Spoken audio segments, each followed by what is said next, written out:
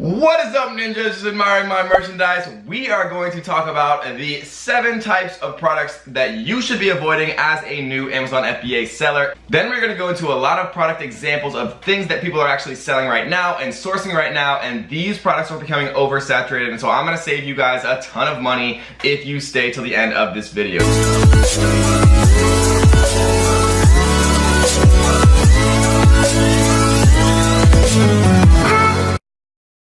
So the first type of product that we want to avoid selling is breakable. And what I mean by this, guys, is things that are going to break in transit. So we're talking about glass here, we're talking about ceramic here, we're talking about, complicated technology or things with a lot of moving pieces that have a potential to break while in transit. Amazon suggests, and this is a little known rule, that every product that you sell on Amazon as a third-party seller should pass what is called the drop test. The drop test basically means that you could drop a product from head height onto the ground, fully packaged, and it would not break. So if your product can pass this, then you will be okay. So if you are going to sell breakable products, something that I always tell people, right? Think outside the box, don't follow what everyone is saying. So if you are going to sell breakable products, and I personally sell, hundreds of thousands, if not millions of dollars of breakable products every single year, the number one thing that you have to make sure you're doing better than other people is packaging better, right? So if you are going to sell breakable products, get bubble wrap, get bubble tape, right? Get foam inserts. Make absolutely sure that every single one of your products passes what Amazon likes to call the drop test, because people at UPS just don't care. They'll throw your stuff, right? They've had a long day. They have all these packages every single day. They're not getting paid the money that they deserve. And so they're going to break your stuff. They're going to throw around your stuff. So you have to make sure that you have what it takes from a packaging perspective to keep your products safe. Number 2 that I like to avoid is anything that involves technology. I don't like to sell electronic products. I don't like to sell products that have a lot of complicated moving parts. I just don't like to sell technology in general. There are thousands and millions of products to sell on Amazon that are not electronic, right? That don't have lithium-ion batteries. Anything with lithium-ion batteries has a ton of shipping restrictions and a ton of customs and Chinese ports, both in the United States and in the China port, that you are going to have to suffer through the restrictions of if you ship anything with lithium-ion batteries, because they have a high chance of exploding. So just trust me when I tell you, don't sell anything with lithium-ion batteries. You will thank me later, and if you ever meet somebody who does, you'll understand their pain, right? And so another thing about technology that isn't generally what you want to go after is that it has a much higher rate of return. And the reason for that, guys, is people can't figure out how to use certain technology. People can't follow instructions. People can't figure out how to use things that involve any level of complexity. This will give you negative reviews, because even if you have a perfectly functional product and they can't figure it out, it'll make them feel stupid and they'll leave a 1-star review, or they'll just simply return it and you have to process all of those returns, right, with all the different return fees, and you'll just lose out on that potential sale. The third thing that I recommend staying away from is anything that you need an FDA approval for, right? So this is something that goes inside of your mouth, right? We're talking about snoring. We're talking about anything that goes in a baby's mouth. We're talking about any type of products that could be categorized as needing an FDA approval, right? So before you actually go into selling a product, what I always recommend people do is reach out to seller support, right? Open a chat with seller support, get it in writing, ask them. Find an ASIN or a product that is very similar to what you're considering sourcing, and ask seller support via chat if it is okay to sell this specific product. And once they tell you in writing yes or no, ask if there's any gating restrictions, any types of restrictions of any kind for your particular account selling this particular product. And if they say yes, then you are at a much higher likelihood of not having any more problems down the line as far as requiring an FDA certificate or any type of kind of health certificate that you didn't otherwise know you needed for that product. The third type of product that I like to stay away from is anything that is patented or trademarked. And what I mean by that, guys, is something that could be patented, for example, is like Velcro, right? Something that could be trademarked is like Kevlar or Nike, right? So look, Google search if you don't know what a patent or a trademark means. I'm not gonna go into it super in depth, right? But just make sure that any product that you are potentially thinking about sourcing and investing all of your hard work and time and money into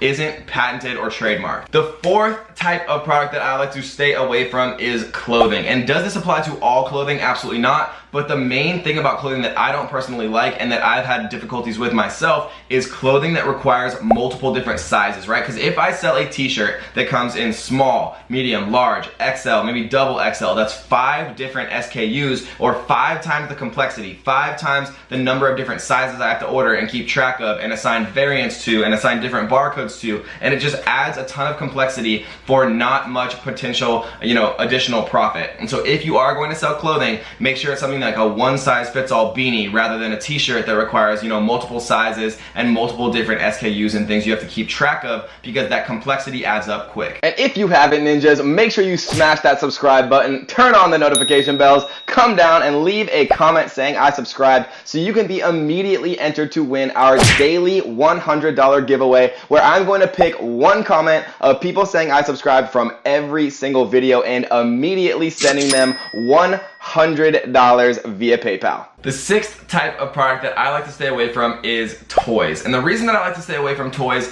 is because they generally have a higher likelihood of being fads. And what I mean by that is a toy can become incredibly popular and then lose 100% of its momentum very quickly. The same thing happened with fidget spinners. The same thing has happened with Hatchimals. The same thing is probably about to happen with squishies. The same thing happens over and over and over again, and I've been in the Amazon FBA business for a long time, and I've seen these cyclical patterns of toys becoming super popular and then fading very quickly out of popularity, and people with hundreds or thousands of units are kind of stuck with those particular products after the fad has gone down and after there's not enough demand to actually keep up with the number of supply any specific seller has. And especially if something's super popular, it attracts a lot of sellers like fidget spinners, and all of a sudden there's thousands of sellers sitting on thousands of units, every one of which is trying to get rid of their merchandise, which means it's a race to the bottom on prices and everyone loses out. So I like to stay away from toys because they are generally the topic and the product category that has the highest likelihood of actually being a cyclical fad. And the final category that I like to stay away from as an Amazon FBA seller is anything that could be potentially dangerous. And what I mean by that, guys,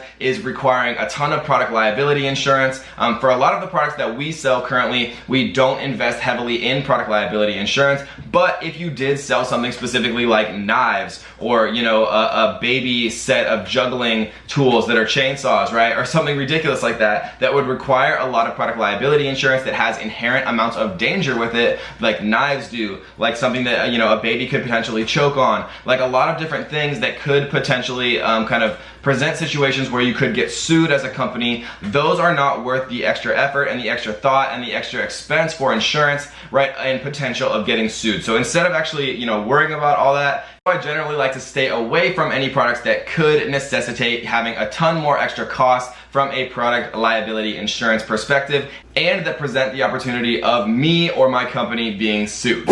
So let's talk about exactly which products to avoid, as I promised that I would tell you guys before we ended this video. The first product that you want to avoid is the fidget spinner. Of course, a million people started selling this because it's super cheap to manufacture. It exploded in popularity, and now there's a million people selling it, which pushes the price all the way down, and everybody is left stuck with thousands of units that they can't actually sell. So never sell the fidget spinner. It is very far past its time. Again, it was a toy, it was a fad, and that fad is over. Anglized rulers is the second one. There's no way to sell an anglized ruler other than someone specifically typing in anglized ruler. There's no other PPC terms. There's no creativity. There's no way that you can actually advertise this product to anyone else on Amazon besides just competing higher and higher and higher for the same exact PPC terms, which means that everybody's competing for those same terms, which means each term is extremely expensive, which means that it eats up all of your profit margin, and the only person who wins in the end is the end customer and Amazon.